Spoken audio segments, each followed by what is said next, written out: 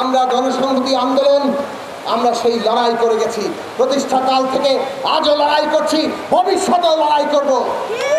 আমাদের এখানে তরুণ নেতৃত্ব আছেন, এই যে ফাতেমা রহমান বিথি, এরা যখন রাস্তায় দাঁড়িয়েছে পুলিশের গুলি কিংবা ওই শাসক মাস্তানদের তাদের সমস্ত দাপট উপেক্ষা করে এই টাঙ্গাইল শহরে তারা সংগ্রাম করে তুলেছে। এবং সেই সংগ্রামকে যদি আমরা এগিয়ে নিয়ে যেতে চাই, আমাদের এই নেতৃত্বকে আরও এগিয়ে নিয়ে যেতে হবে, তাদের সাথে অভিজ্ঞতা যুক্ত হবে।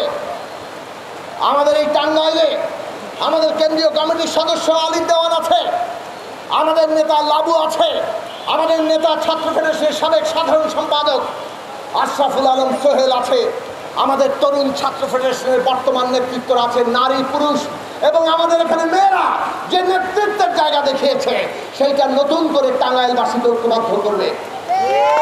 জনগণের প্রতি আমরা আহ্বান জানাই, দেশকে যদি বদলাতে হয় আমাদের জনগণের চিন্তা ভাবনা আমাদেরকেও কিছুটা বদলাতে হবে। আমরা যদি পুরনো বন্দোবস্তের না রাখতে চাই তাহলে আমাদের পুরনো ধ্যান ধারণাও কিছুটা বদলাতে হবে। বাংলাদেশে এই চুরি দুর্নীতি, এই লুটপাট, খুন, অত্যাচার আর ক্লাসের রাজত্ব, এইগুলোকে শেখ হাসিনা চিরস্থায়ী করতে চেয়েছে। জনগণের ঐক্য এইগুলোকে ধূলিসাৎ করে দিয়েছে। কাজেই এইটা মনে রাখবেন, জনগণ যদি ঐক্যবদ্ধ হয় তাহলে কোনোভাবেই এই লুটপাট দুর্নীতি আর এই খুন অত্যাচার, মানুষকে হত্যা করে ক্ষমতা গদি টিকিয়ে রাখা, এইগুলো টিকতে পারবে না। যারা মনে করেন এগুলোই চিরস্থায়ী, এইগুলোর বাইরে কিছু চলবে না, তাদেরকে আমরা বলতে চাই, ইতিহাস আগে দেখিয়েছি, এখন এই কাছের 24-এর দিকে তাকান। ভবিষ্যতে আর কেউ যদি খুন করে আর চুরি দুর্নীতি করে লুটপাট করে অত্যাচার করে তারা ক্ষমতা টিকিয়ে রাখতে চান, তাদেরকে বলবো শেখ হাসিনার দিকে তাকান।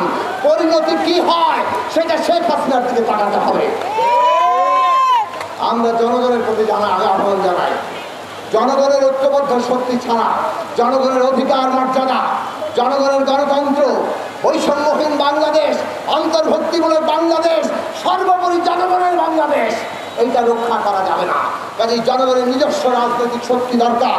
আমরা লড়ছি মৌলানা ভাসানীর এই পবিত্র ভূমিতে, মৌলানা ভাসানীর সারা জীবনের যে সংগ্রামের ধারা, সেই ঐতিহ্যকে ধারণ করে গণসংহতি আন্দোলন লড়ে যাবে এবং সেই লড়াই আমরা আপনাদের সাথে থাকবো, আপনাদেরকে ঐক্যবদ্ধ করবো, এটাই আমাদের অঙ্গীকার। সেই অঙ্গীকার রেখে আবারও শহীদের রক্তের ঋণকে ধারণ করে সকল শহীদের প্রতি আমাদের গভীর শ্রদ্ধা জানিয়ে আগামীর বাংলাদেশ জনগণের বাংলাদেশ, আগামীর বাংলাদেশ অধিকার ও মর্যাদার বাংলাদেশ, আগামীর বাংলাদেশ বৈষম্যহীন এবং অন্তর্ভুক্তিমূলক বাংলাদেশ, সেই বাংলাদেশ প্রতিষ্ঠার জন্য সমস্ত মানুষের মুক্তির জন্য আমরা আমাদের যে লড়াই, সেই লড়াই অঙ্গীকার আমরা পুনর্ব্যক্ত করি। আপনাদের সবাইকে ধন্যবাদ। এই বৃষ্টির মধ্যেও আপনারা যারা বক্তব্য শুনেছেন, বৃষ্টিতে ভিজে আপনাদের প্রতি আন্তরিক কৃতজ্ঞতা। লড়াই চলবে, আমাদের শহীদদের প্রতি আবারও শত সহস্র সালাম। ধন্যবাদ জোনায়েদ সাকিকে। এখন আসলে আপনারা পরিস্থিতিটা দেখতে পাচ্ছেন, এখানে ঝুম বৃষ্টি নেমে গেছে। আমরা যারা উপস্থিত ছিলেন সবাইকে ধন্যবাদ জানাচ্ছি। এখন আমাদের যে সভাপতি আছেন, আমি খুবই খালি ওনাকে আমি অনুষ্ঠানের সমাপ্তি ঘোষণা করার জন্য অনুরোধ করছি।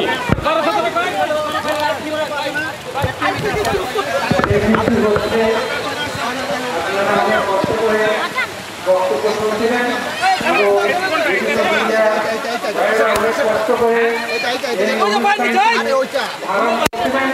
সবাইকে আমি গণসংহতির পক্ষ থেকে ধন্যবাদ জানিয়ে আজকে সবাই এখানে